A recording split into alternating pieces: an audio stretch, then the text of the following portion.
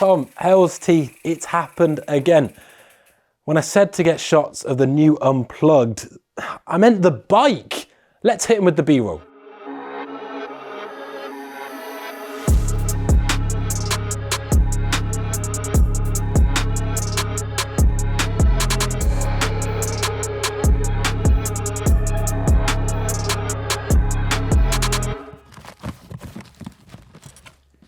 Now, although the bold Unplugged might sound like a first generation wireless printer with Bluetooth capabilities, it is of course their brand new, ultra aggressive, hyper premium 160mm travel enduro bike. Now, let's get this shock out of here. Come here. Whoa, whoa, whoa. Now, if you don't care about the tech and want to hear about the ride impressions, skip to 5 minutes 30. At the heart of this bold bike is of course this internal shock. So why have they done this? Is it for novelty, notoriety, or a noticeable benefit in terms of performance? You see, I'm not so sure. I can understand the integrated cables because that's what you've got to stare at whilst you're riding the bike. But what happens to the shock is kind of out of sight, out of mind, and none of my concern. Furthermore, I'm not sure if this bike even looks better than a bike with a standard shock. Sure, it looks different and elegant and graceful and futuristic, but better? That's harder to pin down. Once you do get in there, and let's face it, it does look pretty cool, what's it like to live with? Working on this bike is a strange experience. It's almost Dantean, as each trial and tribulation merely prepares you for the next. Firstly, you take the latch off the bottom of the frame, which isn't too bad, but then prepare to cut yourself on the razor sharp edges of that down tube. Then you remove the trunnion mounted bolt, which is simple enough, before cycling the frame slightly to access that lower pivot. You then bash your T30 around all the expensive carbon edges of your frame before removing that bolt. Finally, you rattle that expensive shock out of the expensive frame, taking some lacquer with you as you go, as you try again not to cut your hands even more. Should you want to change the volume spaces of this shock, you will get some which look just like this, and I know what you're thinking, that's a standard X2 volume spacer. Well, you'd be wrong, they're about 1 millimeter different, which is silly. Then getting off that air can is nigh on impossible, but I've developed a technique. The best method of air can removal is to channel early Jeremy Renner and go full hurt locker. Take the circlip off, put it in a backpack and take it to many, many PSI, and hope you avoid the subsequent mass injury incurred in more recent Renner times. Reinstalling that air can descend into something of a Roman Greco wrestling match, but once you've made your opponent submit, are you ready to go ride? Well, nearly, but there's some more things to take a look at. You see, that front end, which admittedly looks tidier than your nan's front room, well, it makes experimenting with bar height a bit more of a convoluted experience. I think, and at least with our bike, bold is sending these out with quite a long stirrup to not limit your options. But as we're going to touch upon with geometry anyway, there's a lot which gives this bike quite a rearward weight bias, and getting that bar height correct is something you're going to want to address early on. This bike has done some things a bit weird, but it's also done some other things quite wonderful. Take, for instance, these flip chips, which are a bit of a Russian doll situation. There's the larger outer one, which helps you hop between wheel sizes on the back, and there's the smaller one, which offers a high-low setting and 0.4 degrees of adjustment in that head and seat tube angle. It also comes with an adjustable headset to give about 1 degree of head angle variance. And here's the important bit. It does that in near isolation without holding sway over the rest of the frame. I really like this. I think it's a great touch. Doing these reviews, we need to compliment and criticize when deserved. And there are some things on this bike which are a bit silly, such as that lack of trim around the razor sharp edge of your artisanal carbon frame, just begging to kind of cut you or even lose a bit of lacquer. But there are some things about this bike which are so bloody sensible. It's like it was made between two people, one designer who was an absolute shredder and the other who's read too much Marie Kondo, wandering around the bike asking where it can spark joy. The headset and frame adjustments work because they're simple and effective. The internal shock to my mind at least, is complicated and is merely superficially sophisticated. It's mere complexity masquerading as elegance.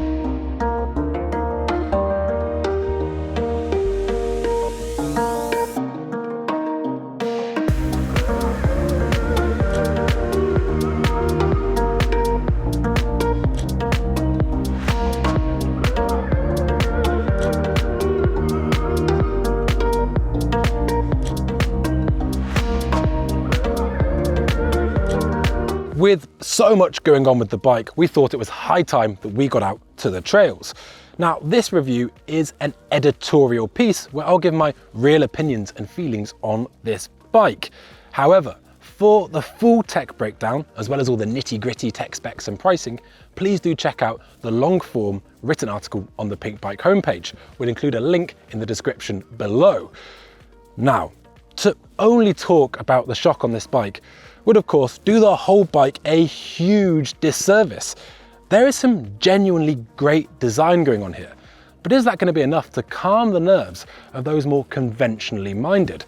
Well, let's give this bike a good once over to see what we've got going on. This is a 160mm travel bike with a 170mm travel fork.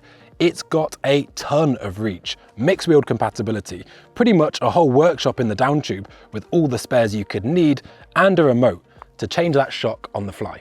That geometry chart does make for some interesting reading though.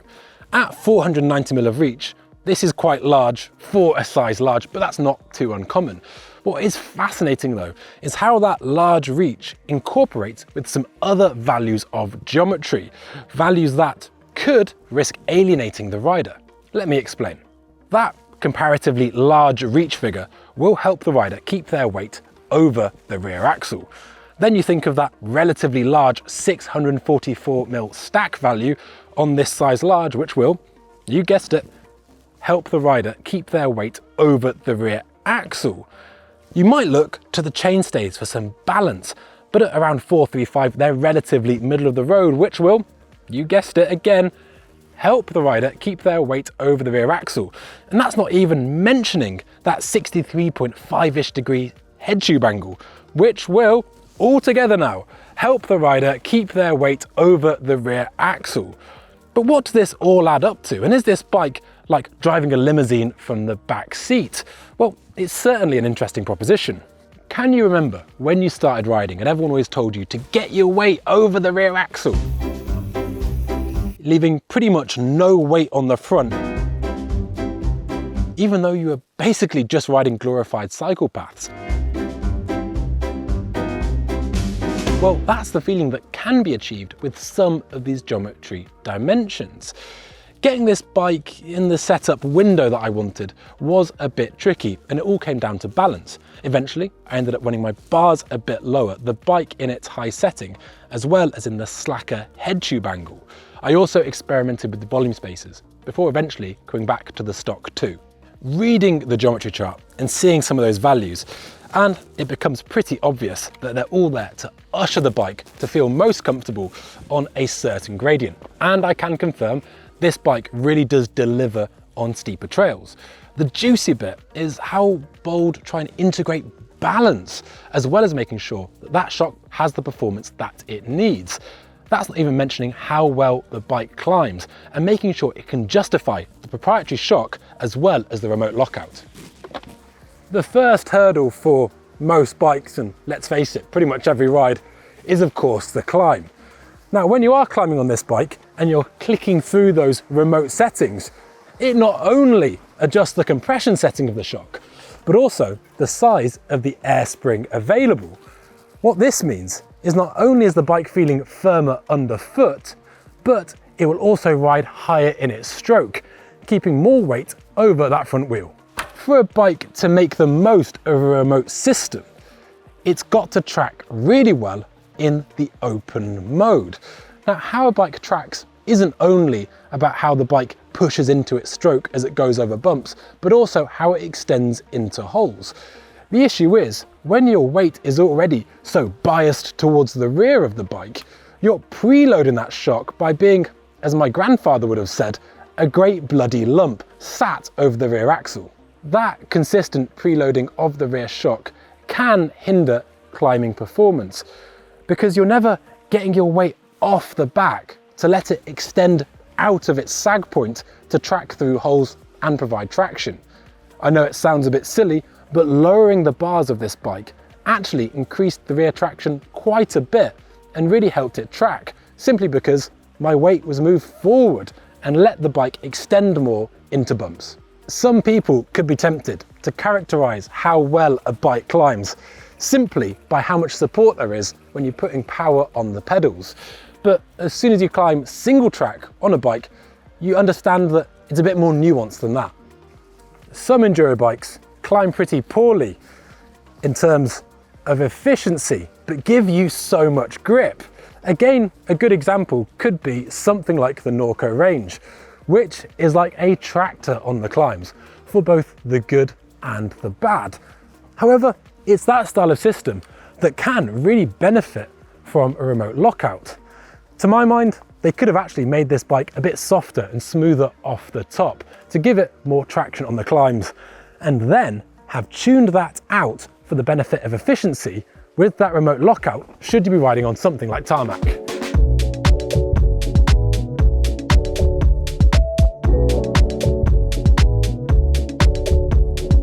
So you've got to the top, and as I'm finding out, a lot of things are about balance. But how does this sure-footed climber deal with the descents? And are any of its descending capabilities undermined by those features that make it so good when going uphill? So, after giving this bike such a hard time for what I see as complicated design, what's it like to descend? Well, honestly, it's pretty bloody good, but it does require the right trail to really come alive. This bike thrives on trails that are steep, fast, and rough. That suspension performance also plays really nicely into that too. Now, it does a great job of resisting getting packed down under heavy repetitive hits, and it makes bottom outs nearly impossible to feel, and you don't really get any of the abrupt hang-ups. On the brakes, it's very neutral, and it does a really good job of remaining gripping, consistent, without providing any lurching motion as you get on the anchors. This suspension system, which to my mind prioritizes support over tracking, is a very effective braker. And that's because as you're hitting that support in the suspension stroke, you're really able to brace against that high front end and drive the rear wheel into the ground for lots and lots of grip. However, it does come back to bite you a little bit. You see, so much about the geometry of this bike makes it excel on steep turns. However, hitting that wall of support through your feet, well, it doesn't necessarily mean that it excels on steep, rough turns that are a bit jankier and slower speed. It's not bad, but a little bit more suppleness would help in this regard. In fact, so much about this bike loves speed, and the faster you go, the more it rewards you. So much of the bike's design plays into that and grants you so much stability. Yes, when you're on fast trails, you'll inherently have more stability due to the speed, but that rearward weight bias, plus that system that does so well at resisting getting packed down, can really make you feel confident when going at high speed. There are so many good things about this bike, and in a lot of ways, I kind of admire Bold's attitude of flicking two fingers up to what a bike should be and just doing things their own way. However, in all this radical geometry, I would love to see a rear end that's maybe 10 or 15 mil longer. What that's going to do is it's going to position more of your weight over the front axle. This bike, it is balanced, but I only feel like I'm just creeping into that operational window. I would prefer, for me and the trails that I ride, something with just a little bit more weight over the front for more assurance when going through flatter turns. As a viewer of mountain biking media, you're probably more fed up about hearing about Slack than Elon Musk is, as his HR department ask him to just put one morale boosting friendly message in the company group chat. But hear me out with this, because it's not always as simple as you might think. There are lots of reasons for more progressive, new school, slacker geometry. And don't get me wrong, I'm absolutely here for it. When you have a more rearward weight bias, it means your front's going to do better at staying up during repeated hits. Once you have a really high front end, it makes it nigh on impossible to go over the bars. And with a really long reach, it can help you social distance yourself from any danger that might be ahead of you. However, each of those things plays its role in balance. And as we discussed earlier on, balance is something that has to be controlled and tempered. Building a bike that incorporates so many elements of progressive geometry will make it better at steeper, rougher, faster terrain, undoubtedly. But I would also contend that having a slightly longer rear center can actually keep many of those attributes, but also give a bit more grip on the front wheel to not only make it better on flatter turns or what have you, but also widen its remit to make it better for more people on more trails more of the time. The Bold poses a fascinating question though. What happens when you make a bike that has all the features and characteristics geared towards the absolute hardest riders who want to look at smashing the trails, their bike, or maybe even themselves on just about anything going, and package it in such a way that's gonna suit those that really want to just own a luxury piece of equipment and have no interest in riding gnarly, steep, or particularly rough trails? How do you balance the needs of both groups? In a touch of irony for a bike that puts so much emphasis on compartments, they might have just boxed themselves out of the demands of both groups. You know, if you were to go for the bike, it has a lot to offer, but it's less of just your average mountain bike and more of a work of art that just so happens to be shaped as a particularly aggressive mountain bike. Now, as I said before, for the full review, please do check out the Pinkbike homepage and it will go into a bit more technical breakdown, whereas this was more of a video summary. Thank you very much for watching and let us know in the comments, would you be put off by a bike with an internal shock? Thanks guys.